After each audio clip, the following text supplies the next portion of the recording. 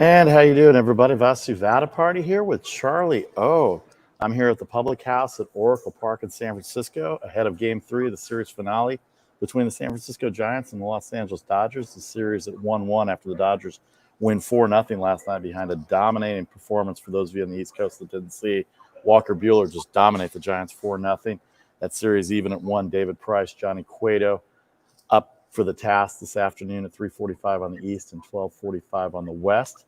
We're here at the Make the Money and Run podcast every Mondays, Thursdays, and Fridays. Mondays at 3 Eastern, Thursdays at noon Eastern, and tomorrow we'll be back at 1 Eastern. Lots to talk about: the MLB trade deadline, the NBA draft. Our sports attorney Daniel Lust will come in. We're going to get some updates on the NIL process, and also he's got an interesting take on the Oakland A's versus the City of Oakland, which I'm still falling asleep on because it's the same story here for 20 years for me. So I'm like, give me a break here. All right, let's update you real quick on the baseball lines before we get in, because we got games that are going to go off in about 10 minutes. If you're interested, the New York Mets and Taijuan Walker against Drew Smyly at 9:10. It's a 5-game series, and the series even at 2 games apiece after the Mets won 2-1 last night. 127 for the Mets, 8.5 the total in the game. Again, Taijuan Walker's pitched really well at home. Drew Smyly on the road for the Braves. Had a tough game last night. Had 2 runners thrown out on the bases last night that cost the Braves the game. Early pick, I'll tell you right now, I'm taking the Mets at -127 because Walker has an ERA under 2 at home. So that's my first pick. And then the second pick will be the game 1 of the doubleheader. The Nationals have all these guys that are out and coaches, 4 players and 8 coaches and staff that are out from COVID, contact tracing, whatever the case is. Max Scherzer going to go in game 1. He's still with the Washington Nationals. Zach Wheeler having a great year with the Philadelphia Phillies, 148 for Philadelphia. The total for the 7-inning game is 5.5. Pretty tough to take that total there, but I'm going to go with the Phillies and Zach Wheeler. He's been red hot. They played well for him at home. So those are your 2 early picks. They go off in about 7 minutes at 12:10 Eastern, 9:10 here on the West Coast. Charlie, how are you as we get this information out of the way? Hey, I'm great. I love this time of year. I mean, how exciting to have the NBA draft and the trade deadline all within 48 hours. I mean, this is a sportscaster's dream. I mean, we can just pump up on caffeine and talk for the next 48 hours and then analyze for the next 48 hours. So it's fantastic. Coming up at the bottom of the hour, we'll have our sports attorney Daniel Lust at 12:30. He'll join us to talk about, like I said, the NIL and also the Oakland A's and the City of Oakland and what's going on there, even though it's an old story for us in the Bay Area. Apparently, some people don't know that it's out there. All right, 24 hours left to go, 4 o'clock Eastern. The trade deadline in Major League Baseball. We've had some movement already. 2 big names already gone. Nelson Cruz, we talked about last Friday with our Texas reporter Nate Miller from the IBWAA. Last Friday, Nelson Cruz is in Tampa Bay. He's already paid dividends for them, although the Yankees have come in and beat them twice already. Adam Frazier gets pulled out of the game on Sunday with Pittsburgh against the Giants, goes down to San Diego, is in the lineup. San Diego split the series with the A's down there, but he's down there. They haven't decided what they're going to do with him, either play him at second base or in the outfield. He's played both spots right now because the Padres have an overflow of infielders with Cronenworth, who's having a great year, Gold Glove second baseman, Adam Frazier, Gold Glove second baseman. Eric Hosmer is not playing against lefties very much, so they moved Cronenworth to first, put Frazier there, and then Tommy Pham gets in the outfield. Kind of in flux there for the Padres, Charlie. You know my feeling on the Padres, and watching the A's series the last couple of games. I didn't realize it, and I knew they threw the ball around the infield, but our friend Ken Korak that does the A's games, and Chris Townsend, my college buddy Chris Townsend, they were talking about Fernando Tatis and how he's not a really good shortstop. He's made 21 errors this year at shortstop. He's a terrific athlete, and he can probably learn the position a lot better than what he's playing right now, but that's the biggest problem I have with the Padres. It's not their offense. It's not their bullpen. Oh, and their starting pitching is very questionable considering Blake Snell didn't go past 2 innings, and that was another concern for me, considering Yu Darvish gets to 100 pitches by the time the 5th or 6th inning goes. So Adam Frazier to San Diego, Jock Pederson a few weeks ago to Atlanta, Joey Gallo. In fact, we'll update that right now. Joey Gallo went to the New York Yankees yesterday. In fact, Gallo is there in New York. Kyle Gibson still with Texas. Chris Bryant, Craig Kimbrel, the Cubs. They're still talking about. There was a little talk about Rizzo going to the Red Sox. Haven't heard much of that. Trey Mancini still out there. And then one Pirates reliever got traded, Clay Holmes, also to the Yankees. And then how about the Houston Astros? How about the Seattle Mariners and Jerry Dipoto, Charlie? trading within the division. They just take 3 or 4 from Oakland, Charlie, and they end up trading their closer, Kendall Gravemen, to the Houston Astros of all teams, the team they're trying to catch. They must not think they can catch him. They must think they're going for a wild card spot behind the A's, but they trade Kendall Gravemen, and then the Astros go out and get the Miami closer, Yimi Garcia, because their bullpen, their back end has been horrible this year, and their starting pitching outside of Greinke has been somewhat questionable, Charlie. Well, that was the nuttiest trade ever. Not only did they trade within the division, but they trade within the series. So those guys literally just walked across the field and changed uniforms. I mean, that's crazy. You trade within the division and trade within the series. I think it's a typical Seattle move, frankly. I would fire those guys in the front office there, because I think they've bungled things in that organization for way too long. And I think this is just another bungle in the jungle for those guys. And they were close enough to stay competitive, and it makes absolutely no sense to me.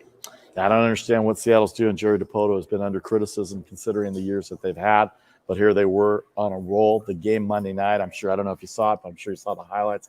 Monday night, they were down 6-0 and then 7-0. They come back. Dylan Moore hits a one-out grand slam in the bottom of the 8th inning to give the Seattle Mariners a great come-from-behind win. I don't ever remember the Mariners being down 7-0 at home and coming back like that. And that certainly helped my bottom line, in all honesty. But the fact is that the Mariners did come back, and they were all excited. And then I went to archive it, and I listened to the Astros call. It didn't sound as exciting on the Astros call as on the Seattle call. But a very, very surprising trade. I think Jerry Dipoto, kind of the new age general manager, though he is a former pitcher, I don't understand the move. I think he got enough, as we go to the Oakland A stuff later on down, I think he got enough money ball, because that was part of the whole movie. Didn't they trade Ricardo Rincon, and he went from one dugout to the other, from the Indians to the A's in the 2002 season, when they were trying to make a move during the Billy Ball era there, Charlie? Yeah, but, come on. It's I don't like the, come on. These interdivisional trades tend not to work out, and they come back and haunt you. And I mean, for all intensive purposes, Seattle, in my opinion, waved the white flag when they did that. And if I'm a Seattle fan, especially if I'm a Seattle membership, because they make me a member now, they don't make me a season ticket holder. They make me a member. I'm very upset. That'll be your phone. Yeah, and I thought I had it on Do Not Disturb. Obviously, my daughter is Do Not Disturb there. Here, hang on here. I'm coming back. There I go. Well, anyway, going on with the trade. So Joey Gallo finally got traded. Kind of surprising he went to the New York Yankees. I didn't think offense was their problem, but they do have a tough time scoring with runners in scoring position. Clutch hitting. They're near last in baseball right now are the Yankees, them and the Milwaukee Brewers, and yet the Yankees have gone into Tampa Bay, have won 2 straight games. They're making a move on the Tampa Bay Rays. Boston Red Sox have kind of struggled a little bit here and there, but they've taken out the Toronto Blue Jays. Tampa Bay Blue Jays. They were the Dunedin Blue Jays, so I guess one way or the other, they're still Florida and they're still Buffalo, and they're going to head back to Toronto here in a couple of days. I believe August 1st they're going to be back, because it's Canada Day, and what better way to have Canada Day than have your Blue Jays back? So an interesting scenario. Joey Gallo goes to the Mets. I thought for sure the Padres were all in on him. They may be in on Kris Bryant. Starling Marte gets traded from the Marlins to the A's for Jesus Luzardo. We talked about Luzardo in the past and how we thought he was one of the weak links. He and Montas. Montas has pitched better, and I think if you had to choose between the two, I think Luzardo was probably the way to go. And Florida, maybe the Miami Marlins can develop him a little bit better. They've done really well with their pitching staff. We talked about Nelson Cruz and Gravemen and Garcia. Garcia coming from Miami to the Houston Astros. And Eduardo Escobar got traded yesterday as well, too. He got traded from the Diamondbacks to the Milwaukee Brewers. That's a team that was struggling as well in terms of hitting. They were second to last or last in team batting average, which in the 21st century in 2021 baseball doesn't mean a lot for batting average. But Eduardo Escobar did have 20 home runs for the Arizona Diamondbacks. And that park in Milwaukee is a home run hitter's haven. The roof can be closed on certain days. It can be opened up on certain days as well, too. So very interesting trade scenarios. Charlie, what's your overall take on that? Well, I'm fascinated by the Yankees getting Gallo, because that makes an outfield that is,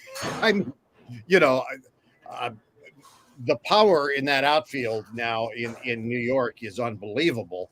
I don't know that it's going to be enough to propel the Yankees up. And they claim the Yankees are not done.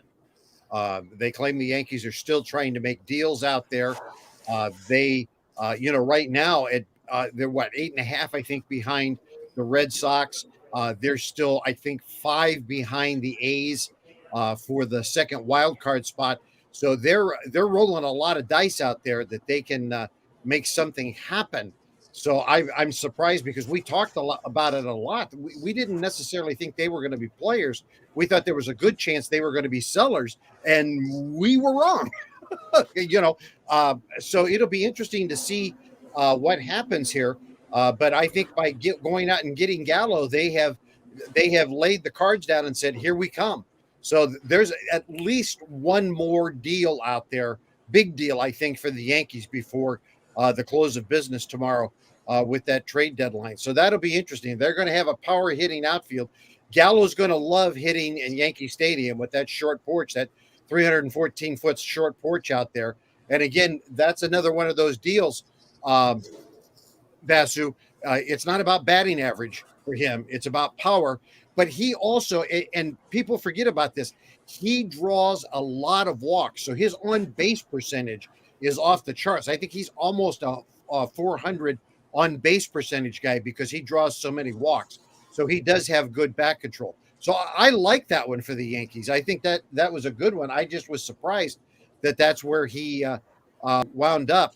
I did see that the Rizzo thing, they're saying that's about a 50-50 thing to him to the Red Sox right now. I think the Cubs want too much for him at this point. I think they think everybody wants him, and I think everybody's saying, yeah, we want him, but not that much.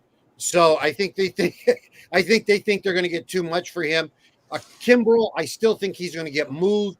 I'm just not sure where. I know that everybody has said the Astros want him badly. I just think that they want him so bad that I think the Cubs want to hold him up to get that. And again, that's one of those situations where how much are you willing to give up to get a player like that? And that's going to be the whole scenario for everybody at this point. Scherzer, I'm not convinced that Scherzer's going anywhere. He's a 10-5 guy, and he can say where he wants to go. And I don't know that there's any advantage to him going right now. So that'll be interesting to know. He's kind of his own guy, and he's kind of quirky, and I don't know that he's going to feel any urgency to go anywhere. So I think that's another one of those 50-50 deals, whether he goes anywhere or not. It'd be interesting to see where Max Scherzer goes. I know that there's been rumors and talks that he's interested in the California teams. I was listening to Sean Estes this morning, a Giants broadcaster, former Giants pitcher, talk about how chemistry is very important, and they don't want to bring anybody in to upset chemistry. But the other part of it that I had heard yesterday was that all these pitchers that are having success based on last year, and as opposed to 2019 into last year's, they have not put the innings in because of last year's situation. And now Gossman's kind of struggled the second half. Cueto, you don't know what you're going to get with Cueto, but Alex Wood has turned the corner a little bit as well. And DeSclafani, other than the Dodgers, is having a great year right now for the Giants. So do you upset the starting rotation and bring in a Max Scherzer, and what do you have to give up for Scherzer? I know the Dodgers are looking at him because the Dodgers have no pitching right now. I was going over it yesterday. Walker Buehler, obviously awesome. Julio Urias, very well played by the Dodgers to develop him. He's got 12 wins. Probably should have had 13 on Tuesday if Bellinger doesn't airmail the third baseman in the 2-1 loss. But right now, the Dodgers' biggest problem is they're injured and they don't have the offense to go on right now. So I'll be interested to see what goes on. We've got 24 hours left to go. Trey Mancini of the Orioles, I've thrown his name out as well too. Twins looking to trade everybody. He might get moved as well too. But the Washington Nationals have said that they're looking to trade everybody but Juan Soto and Trey Turner. I mean, the MLB reports and the MLB Network. It's kind of funny, Charlie. Vasu Vaddiparty, Charlie O here. I'm at the public house at Oracle Park ahead of Game 3 of the series finale between the Giants Dodgers. Charlie in Sacramento in his home studio. I'm in the private. The private, yeah, the private. You're right there. You got all the TVs in front of you as I'm watching all these games now. Some of these games have gone up, but you talked about Max Scherzer, the 10-5 guy. I think that Washington does want to move him. I think they're in a position now where they're 8 games back. All these guys are having troubles right now. Now they've got the COVID issue. Everybody on Washington is available except for Juan Soto, according to what Mike Rizzo said. And I think it might be time to move Scherzer because they can get a haul back for him, 10-5, if he can choose where he goes, and he goes to a California team like the Dodgers. I don't know if the Angels would go after him, but can you imagine having Ohtani and Mike Trout and Max Scherzer on the mound? I mean, that would sell tickets for sure. And I'm pretty sure that's what Artie Moreno wants as well, too, because obviously they can't put anything together in Anaheim with all the talent that they have. And then you go down to San Diego. Blake Snell was a big offseason pickup, him and Darvish.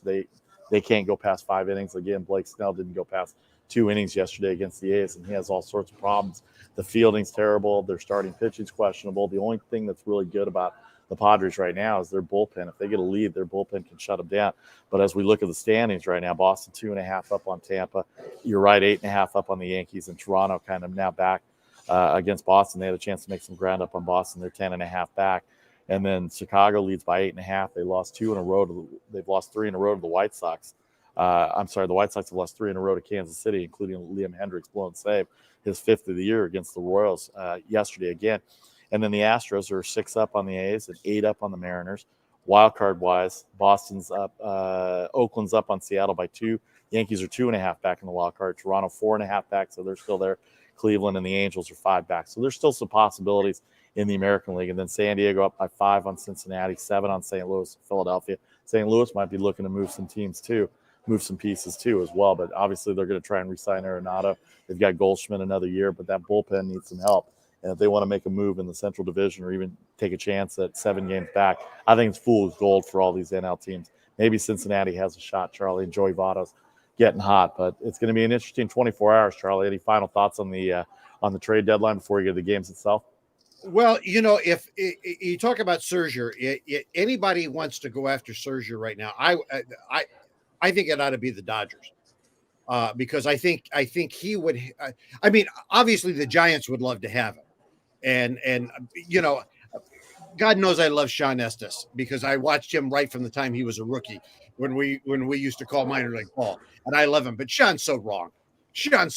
Upset chemistry. Come on, are you kidding me? You get a guy like Scherzer, upset the chemistry.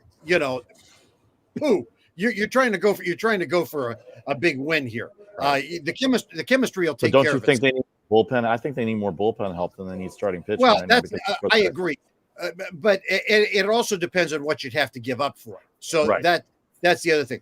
But a team like the Dodgers are deep enough in both their minor league system, and they have the finances that they can afford to make that move.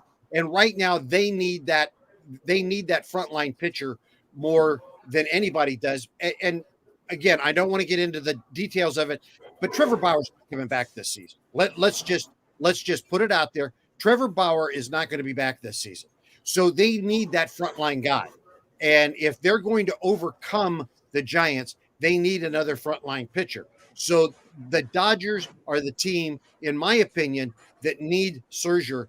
And if he goes anywhere, that's where I think he winds up.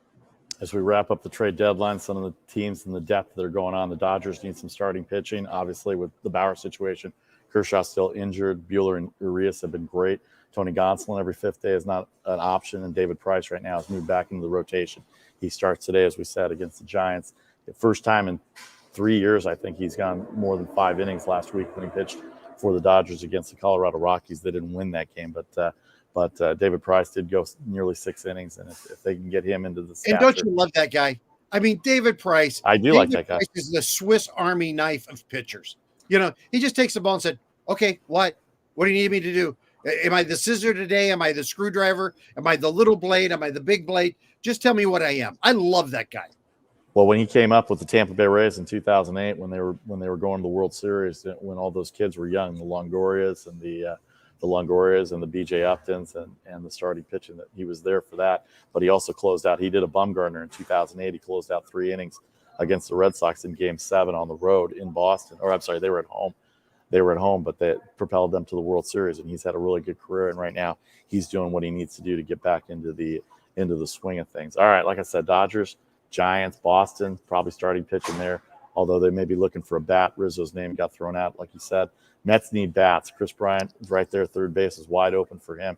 Philadelphia and their bullpen, if they want to make a move in the East right now, that's where they need to go. Atlanta's bullpen, they're still within it as well, too, as Atlanta is.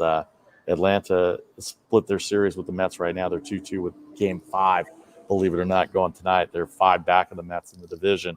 And the Mets don't have DeGrom yet. They may be going after somebody else as well, too, to expand their starting pitching. But their bullpen almost gave it up last night again, too. Diaz is kind of gas can-ish, as we know. And then the Brewers, they just keep going. Nobody talks about the Milwaukee Brewers, and yet they're 60-42.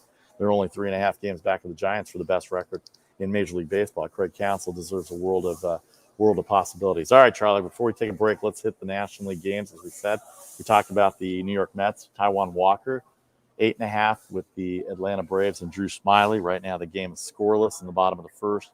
Mets have a runner on. Phillies and Nationals, no score at the end of 1. Talked about that. But later on, Cincinnati. What do you make of Cincinnati, Charlie? That's your team. 121. Luis Castillo has had a bad year this year. Last year came off his 19-win season from 2 years ago.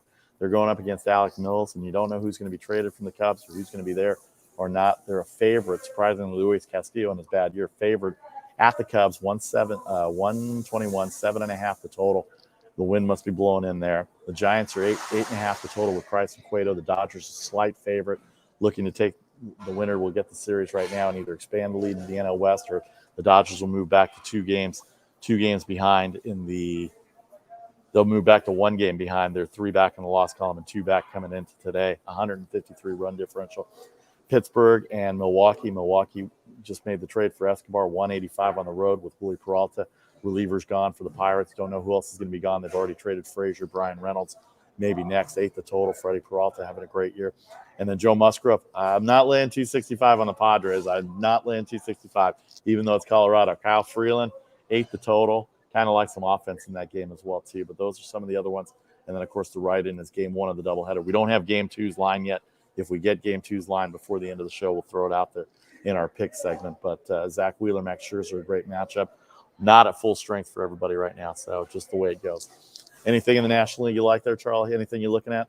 Well, I always watch the Reds and Cubs just because right now, I mean, the Reds are so entertaining.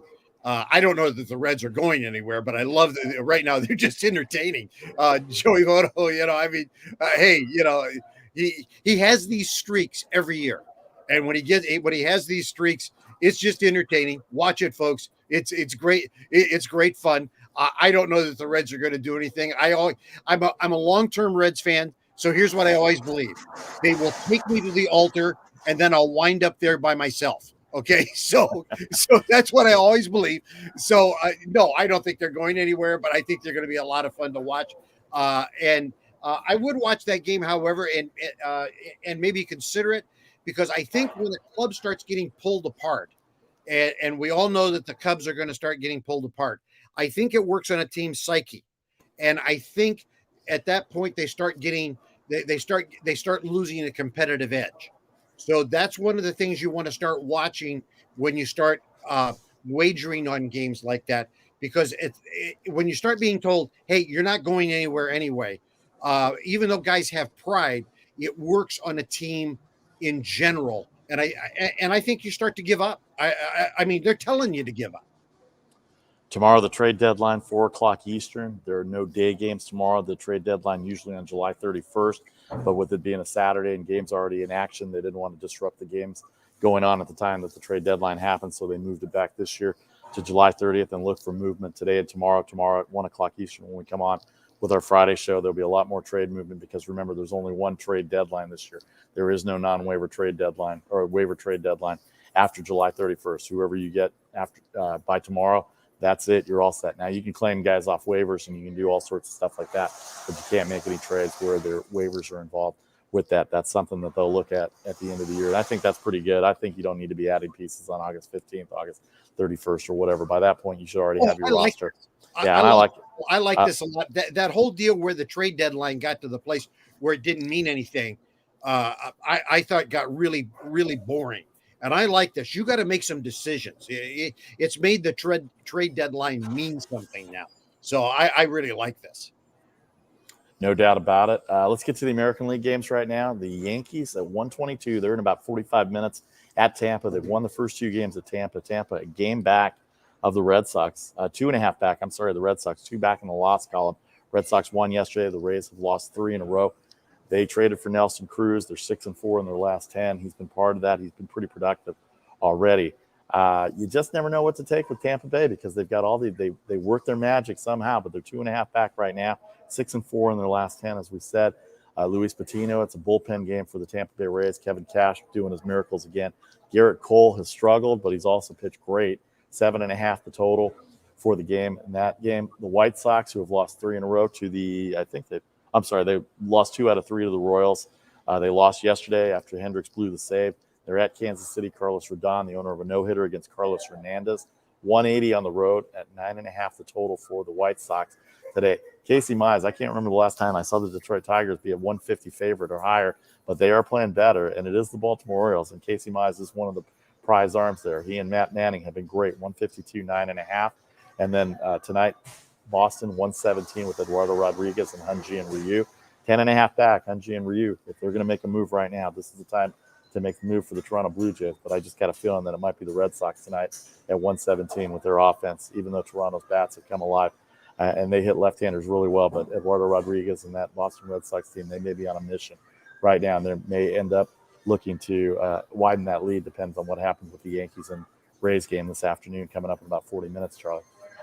Yeah, one thing I want to mention, the Orioles are 7-3 in their last 10, which is goofy. I mean, I don't know what that team's doing. They swept the Nationals last weekend, so that's part of it. That's probably why the Nationals ended up starting with the idea of moving pieces after getting swept in Baltimore. Somebody's got to tell them they're really bad and they're not supposed to do things like that. But maybe we shouldn't.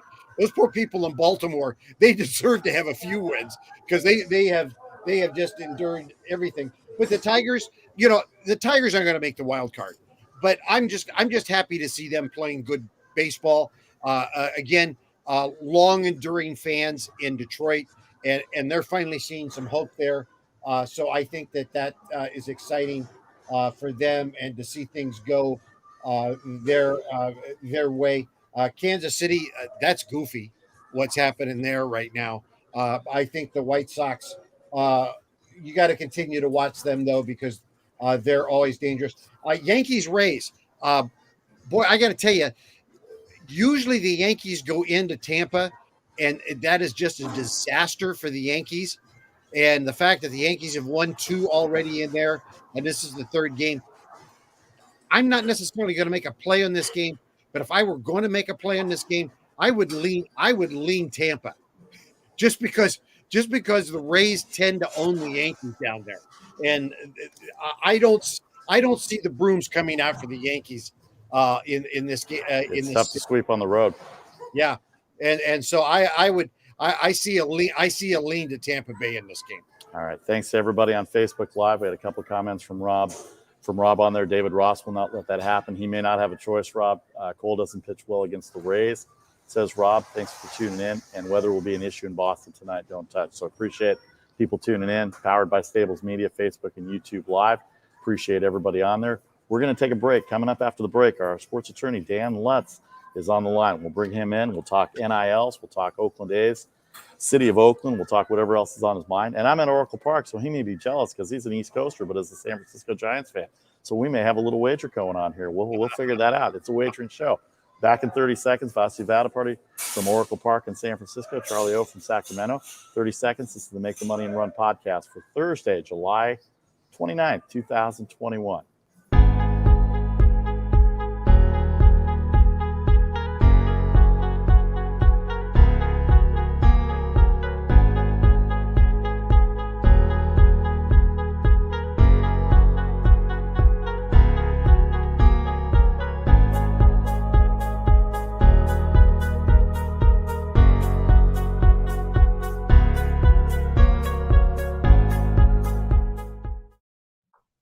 And welcome back to the Make the Money and Run podcast for July 29th, 2021.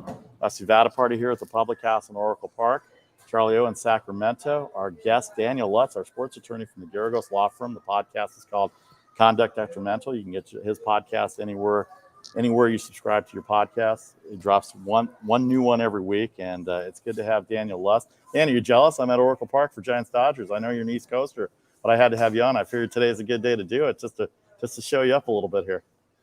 Listen, you're Oracle Park, nice and relaxed. I'm dealing with Big 12 firestorm, Cleveland Guardians. You know, there's just chaos in the sports world, but I'm happy you're having fun over there.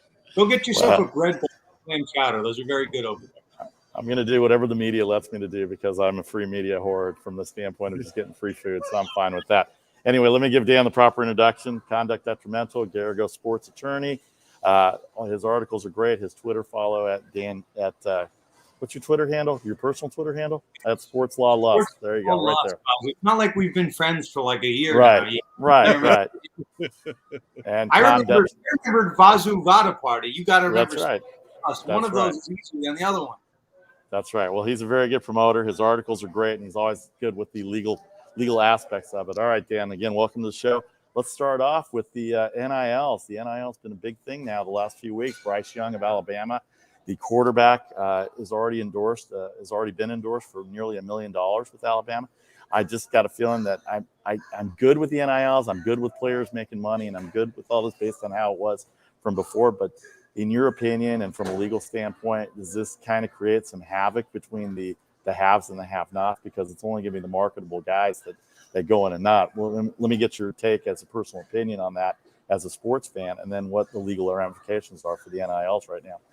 So, it's funny. I think it's probably just a sign of shifting tides in all of college sports. So certainly the guys that are getting paid right now are basketball and football, 1 and 2. And Vasu and Charlie, it's even guys at the high school level that are trying to make that jump. So high school basketball, it's football, those are the main 2 money makers, and those are the main 2 recruits that are kind of affected by this. So the third category, which is interesting, if people aren't following the NIL front so closely, people are saying, well, it's just the guys that are getting paid, it's just the men. Not really the case. If you just look at social media followings of the top 10 most followed social media athletes, I think majority of which are women. And we saw that bear out in the first couple of weeks and days of the NIL era. A lot of women, women's athletes, be it gymnasts, basketball players, were getting deals done. So, certainly, could it be a differentiation between the have and the have-not? Sure, but our country is based on capitalism, right? And that's all really NIL is. If you have the ability to go out and make some money off your name, image, and likeness, so be it, right? And for the athletes that maybe couldn't do that beforehand, be the backup punter on a Division III team, tough luck, right? You weren't making any money before. You're not making any money now. But at least the guys at the top of the totem pole, those guys can eat a little bit, and that money gets taken away a little bit from the school. So I'm kind of pleased with what I've seen so far.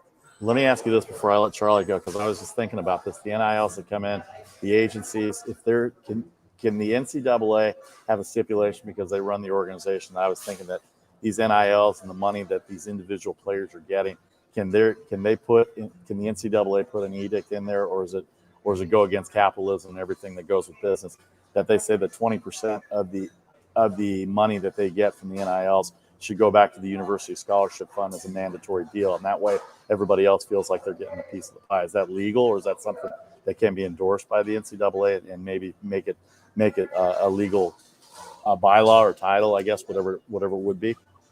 So you're describing what would be kind of a system of revenue sharing, similar to what Major League Baseball does in some way different. I mean, really all major pro sports have in some sense, right? The guys with the big pockets, big sharks make the money, and then it gets distributed to maybe other sports and other schools. Could it happen? Yeah, I mean, it's possible.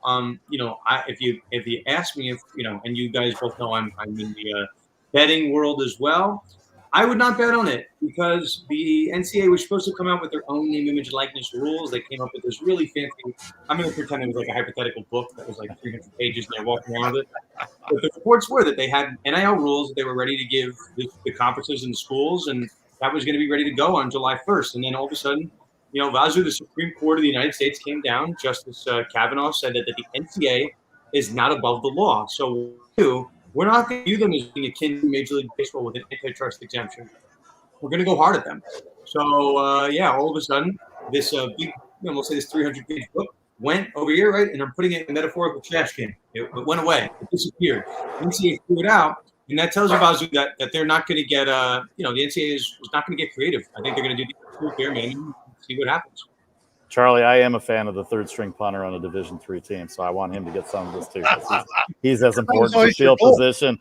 That was as important for field position as anything else. Go ahead, Charlie. Hey, Dan, talking about revenue sharing, and this wasn't necessarily a revenue share, but one of the things I've thought about along this line, like this kid in Alabama and everything else, I'm a big ugly on the line.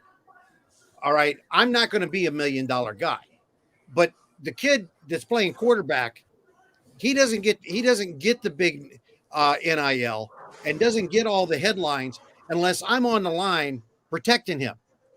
I think I ought to have a piece because he doesn't get what he gets unless I'm up there blocking for him.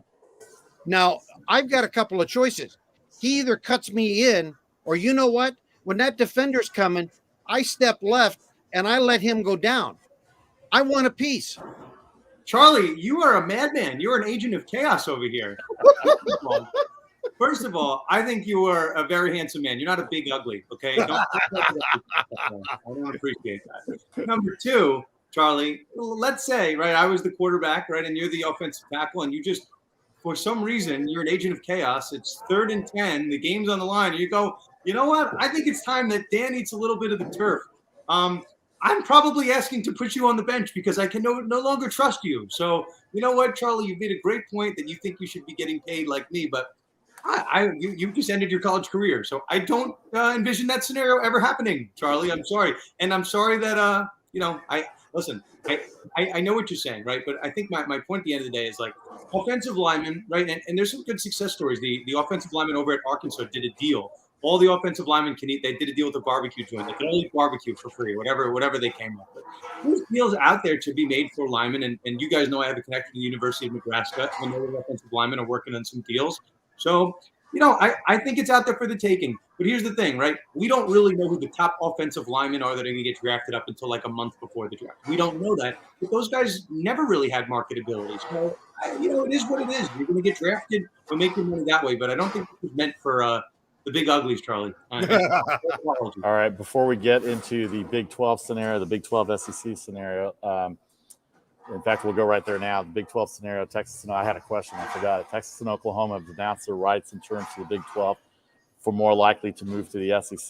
2025, I think, was the names that the years that I've heard, maybe sooner than that. The ACC wants Notre Dame football because they've already played 5 games against the ACC because of the basketball ties and the rest of the university sports that go into it. And then the Pac-12 is listening to calls as well, too, from other schools that want to come in. They're not actively recruiting from what I understand from the Pac-12, but they are listening to teams that are universities that are calling to join the Pac-12.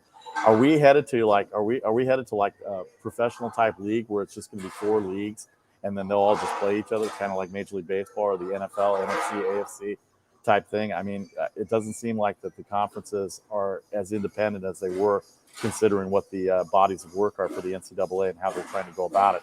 And I think it's a roundabout way to say that it's going to end up being a professional league. Because I've even heard Mike Leach say that he wanted a 64-team CFP, which is impossible. There's no way to do that. But Mike Leach is a little crazy to begin with. So take that for what it's worth. But where do you see Texas and Oklahoma? What's your take on Texas and Oklahoma first, Dan, and then the SEC in terms of the money that's there for them? Obviously, the reason they're going there. Okay, so a couple things. I think the easiest way to probably look at this, let's assume Oklahoma and Texas are out, right? Because there's going to be a vote today with the SEC. And I think the reports are that vote's going to be unanimously. They even got Texas A&M on board. Who I think the initial reports were that Texas A&M was left in the dark and they wouldn't. We had some comments that I've going to and I was saying maybe Texas A&M. We only needed 11 approvals in order to in the conference. So, for Texas and Oklahoma to get approved, they just need 11 yeses. The 3 no's doesn't really matter. You're in. So I say, Texas A&M has 3 really close friends, 4 no's. But the reports that I'm seeing today are that Texas A&M flipped. That we're going to have a 14-0 vote. So let's assume Texas, Oklahoma go to the SEC, right? The SEC gets 16 schools. Meanwhile, the Big 12, which is a really fun part, the Big 12 Big 12, even though they had 10 schools, and now they'll have 8 schools. So maybe they'll being the Big 8, but neither here nor there. Now the fun question is, well, what happens to these 8 schools left in the Big 12? So Vasu, to your point, could those schools just go to the other Power 5, right? Could Pac-12 take a couple, ACC take a couple, Big 10? Sure, that's one scenario. The other scenario is the Big 12, like, I'm sure we'll get into it, but Bob Bowlesby, the commissioner, is fighting like hell. He's trying to keep everybody, right? And he's saying, don't touch our schools. And you can imagine he's probably going out there and recruiting some other schools to come back to the Big 12. So there's also that scenario. And then the third one, which is interesting with the whole ESPN cease and desist letter, which I'm happy to get into. It looks like the AAC is making a move for some of the Big 12 schools. So I don't necessarily see the scenario where it's just the Power 4, let's say, and there's no other schools. I don't really see that. I think it's more likely that either the Big 12 stays on board, that they can recruit some other schools and and coexist in some way, or the Big 12, they just get dispersed amongst the AAC, a little bit toward the Big 10. And I will say, like the Big 10 is supposed to be the competitor to the SEC. That's their main, it's the other premier conference, I think. I don't think I'm saying anything so controversial. SEC has 16 schools. Okay, the Big 10 has 14 schools. So if you want to compete with the SEC on a dollars and cents level, from an eyeballs level, from a competitive level, you probably need to get to 16 schools. So I'd be surprised if the Big 10 wasn't considering adding 2 of those schools, and they'll probably be the Big 10 country. Maybe a little bit of Iowa State, right? They already have Iowa in the conference. Maybe Kansas, right? It's a big basketball school. Who knows? I definitely can see it. Go ahead, Charlie. Dan, let's talk a little bit about that cease and desist letter to ESPN. I mean, does that thing have any legs? I mean, is there any legal basis for them to really say, hey, ESPN, back out, you have no business here? I mean, cease and desist, we say it in the lawyer rank, cease and desist is kind of like a piece of toilet paper. It doesn't really mean anything. It doesn't mean anything. But if you do the thing that they're warning you not to do, then it could be a problem. So cease and desist is basically just a warning letter. It just says, hey, by the way, we're aware that you did some stuff. Don't do it again. Cease and desist basically just means stop or else, right? That's the general gist. So the actual cease and desist doesn't mean much. But if you read Bob Bowlesby's comments and his Twitter, his haymakers that he was throwing over at ESPN, what is he essentially alleging? That somebody at ESPN, I'm not sure who it was directed towards, if there's multiple people, was helping facilitate a conversation between some of the remaining 8 schools in the conference. They can move to a different conference. And then we saw different sources that this was the AAC. This was the kind of I was mentioning before. So, think about Bob Bowlesby, right? He has a job so long as the Big 12 exists. And, you have a 16-school SEC right now, in theory, right? Oklahoma and Texas are on their way out, according to all reports.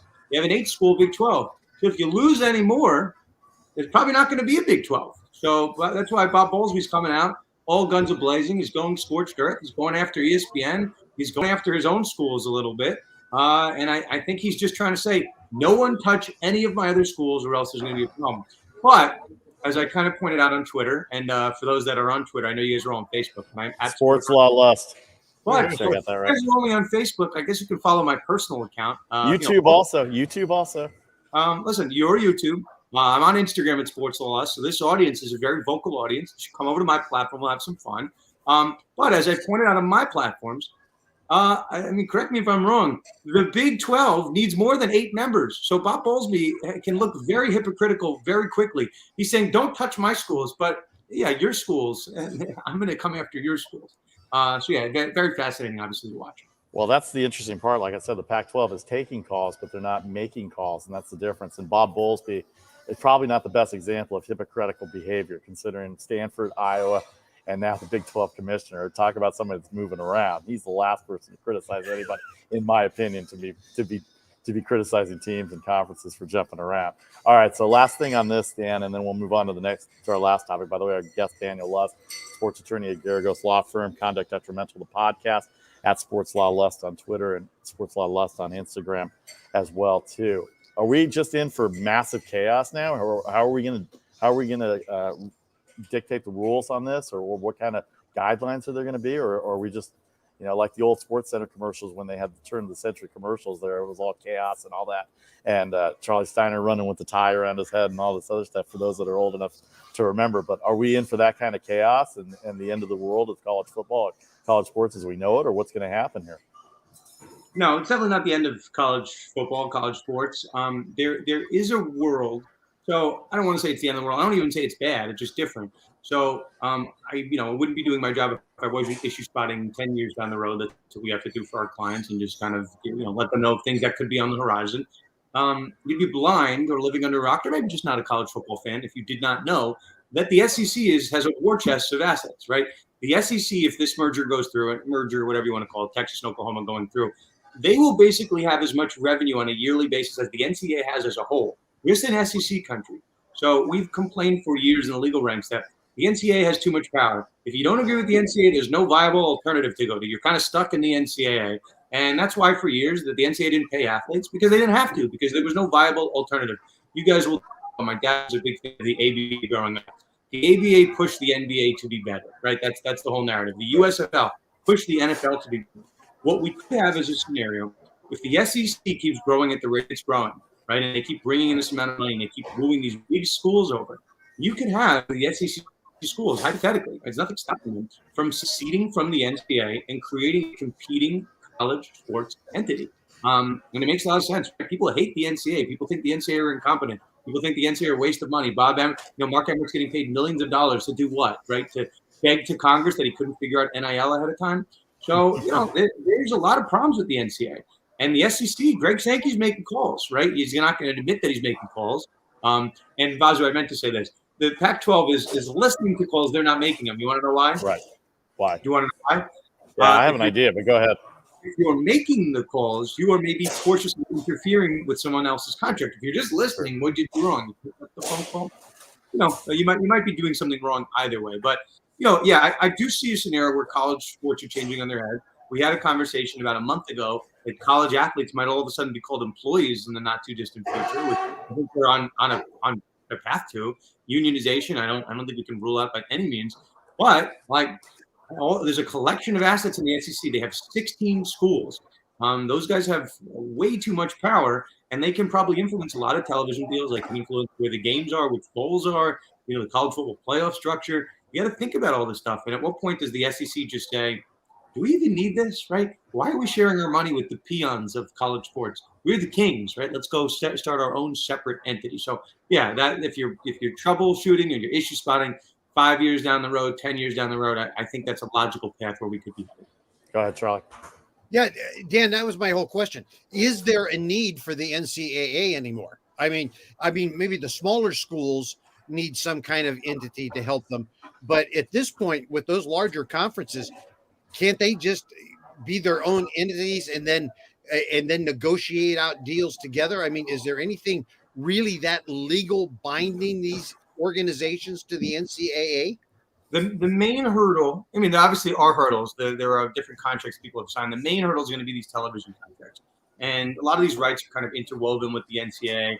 But at a certain point, just like we saw with Texas and Oklahoma, those guys are saying, hey, by the way, we're not going to break our contracts, but we're gonna explore our options when everything expires at the end of 2025. So, you can unwind it. The NCAA is a private association. We make it seem like this holier than thou entity. We all have employers, right? We're part of some type of private association, unless you work for the government. We start a separate private association. It's not that complicated. And if anything, the NCAA has had too much market power, too much of a monopoly for years. This might be looked favorably in the court system in terms of capitalism, right? Now there's a competitor, the NCAA. It's going to be great for schools, for coaches, for athletes. It's always good to have competition. That's why, the Apples and the Microsofts, those guys push each other to be better. Same deal. Fox and ESPN, those guys are in an arms race. They're paying conferences and colleges a ton of money.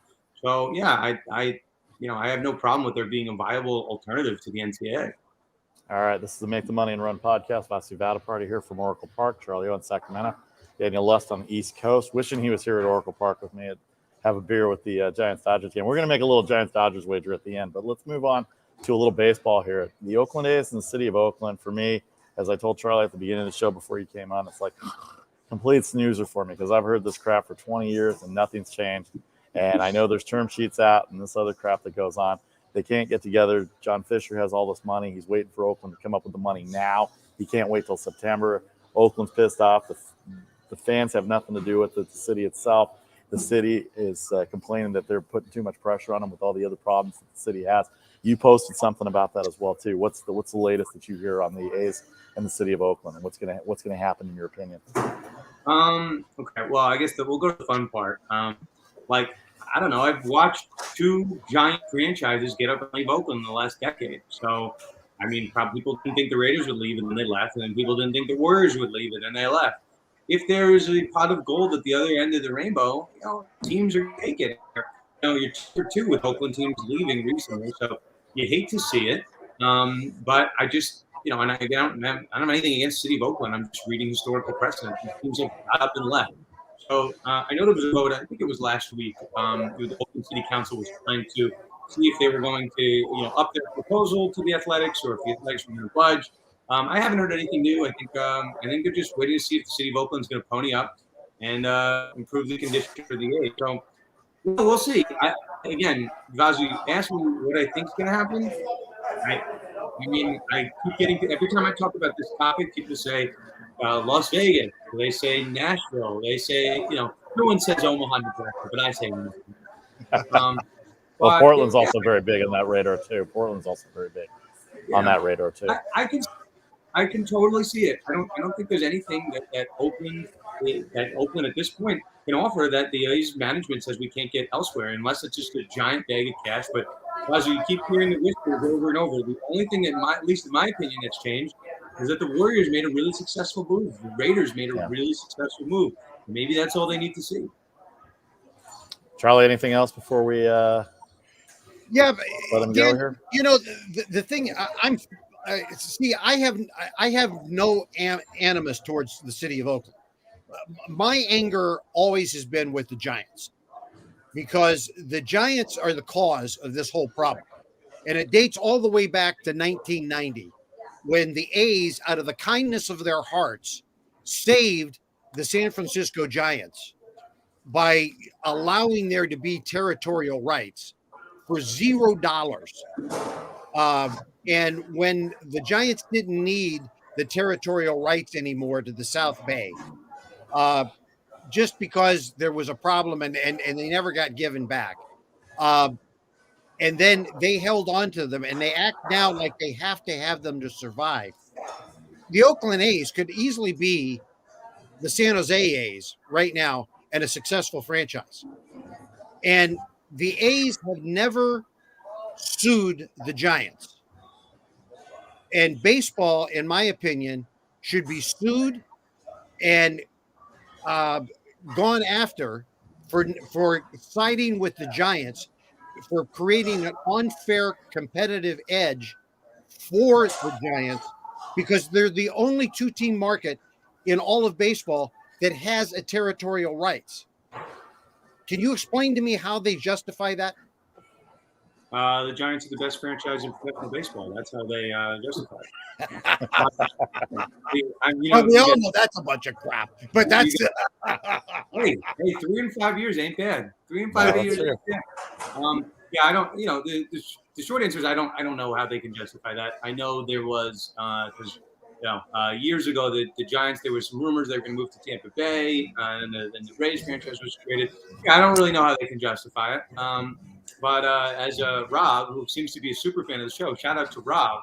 I don't know. Does California need 5 teams? Probably not. Right? Probably not.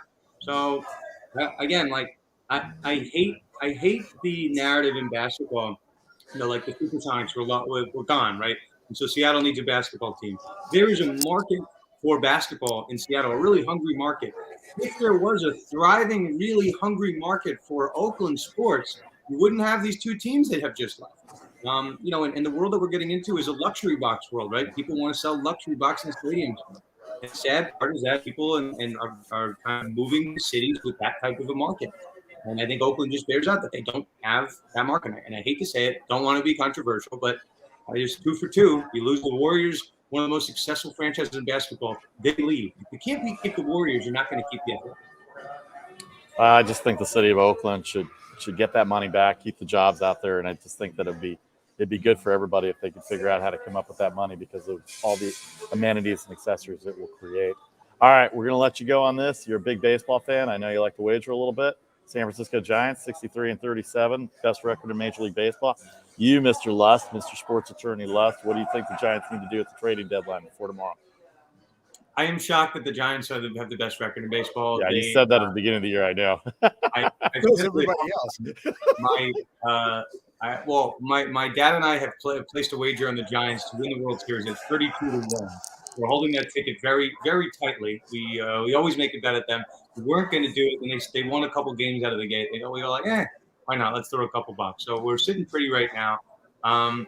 Yeah, I don't know. I just saw the Yankees. I saw it across yesterday. I'm a huge fan of Joey Gallo. I would have loved the Giants to have gotten a power bet, but Giants don't seem to have an issue in the power category. They hit a ton of homers, but I don't know. I'm very nervous, Vasu, that Cinderella, the Clipper is going to fall off at some point. This team just still on paper doesn't make sense to me why they're winning this many games. Like maybe it's the Giants of 2010 and 2012 and clutch hits and good pitching, but I'm very concerned. So I'm not counting my chickens on my 32-1 bet. Batting average doesn't mean anything in 21st century baseball, so you're not worried about that. But keep an eye out on Kris Bryant. I hear a lot of rumors. Keep an eye out on a very undernamed name that Charlie and I have talked about and got a little more popularity at the home run derby. Keep an eye out on Trey Mancini too. I know the Giants have a lot of interest in him between left field or the outfield and first base as well too, and then some bullpen help. All right, Dan, Conduct Detrimental is the podcast at Con Detriment. You can catch him on Twitter at Sports Law Lust and on Instagram at Sports Law Lust as well too. Dan, we always appreciate the time. Thanks for the insight on the NILs, college football. We'll talk to you soon. Next time we talk, maybe we'll have a $20 wager on the World Series. Sounds good, guys. My pleasure. All right, Dan, take care. Bye, guys. All right. Daniel Lust, our guest attorney, very good knowledge about the NILs and about the Big 12 and the SEC and everything that's going on. It's just kind of a mess, and I guess as we're getting older, Charlie, things that stay the same don't stay the same. And I'm afraid that as somebody that's only lived in cities where there's always been an American League team and a National League team, I would hate to see that there's no American League baseball in the city that I live in now, because I was used to it in Southern California. And I don't remember it very much when I was 4, but the White Sox and the Cubs were there. And every time I go now, it's nice to have the option to go to see an American League team or a National League team, and you don't have to wait every 3 years for interleague. All right, Charlie, as we get to it, let's get to our picks here, as we got about 2.5 minutes to go. So Thursday afternoon, Vasu Vaddiparty here at Oracle Park, Game 3 of the series between the Giants and the Dodgers. Very good NL West race right now. The Giants 2 games up on the Dodgers and I think 5 on the are they up on the Padres here? Let me check. They're 5.5 up on the Padres with 7 up in the loss column. Padres still have games to make up. 104. Giants still have games to make up. They're 3 games short of what the Padres have. All right, Charlie, we're going to get to your picks right now, as we have about 3 minutes to go. Okay, well, I'm in a home dog mode today. So I'm going to go with Pittsburgh in that Milwaukee-Pittsburgh. I'm going to take Pittsburgh plus 165. Just loving home dogs today. In the Dodgers-Giants, I'm going to take the Giants as a home dog plus 105. And then I took a look at the weather, and the wind is not blowing in Chicago. So I'm going over the 7.5 at Wrigley Field. So there we go. No doubt about it. Okay, so the the Pirates plus 165, the Giants plus 105, and the Cubs and Reds over 7.5. That game goes off at 2:20, so you got about an hour and 20 minutes for that. The Giants and Dodgers are an afternoon game as well. Milwaukee-Pittsburgh tonight. Okay, my picks as we go to it. I already told you about the Mets. No score in that game in the middle of the 3rd inning. Nationals up 1-0 on the Philadelphia Phillies. Detroit, when are they ever $1.50 favored or more? The Detroit Tigers, Casey Mize against the Orioles tonight, the last place Orioles. Who knows who's going to be traded from the Orioles today? Casey Mize and the Tigers, who played well. They recently were on a 7-game winning streak. I'm going to take them. San Diego and Colorado over tonight. I'm not laying 265 on the Padres. There's no way I'm doing that based on what I've seen this year in terms of heavy favorites. Over 8 with Kyle Freeland, Joe Musgrove. And then I'm going to go with the Tampa Bay Rays at home. They're not going to get swept at home. I like Tampa Bay. Luis Patino is an opener for the Rays. Plus 112. I know it's Garrett Cole, but I just want to make sure that Garrett Cole's there. All right, so those are the picks. Thanks to everybody on Facebook Live, including Rob and everybody that were with us. We're here. We'll see you tomorrow at 1 Eastern, 10 a.m. Pacific, right here on Facebook and YouTube Live. You can download and subscribe anywhere you get it. Again, thanks to everybody on Facebook Live, powered by Stables Media. We will see you tomorrow. Take care, everybody.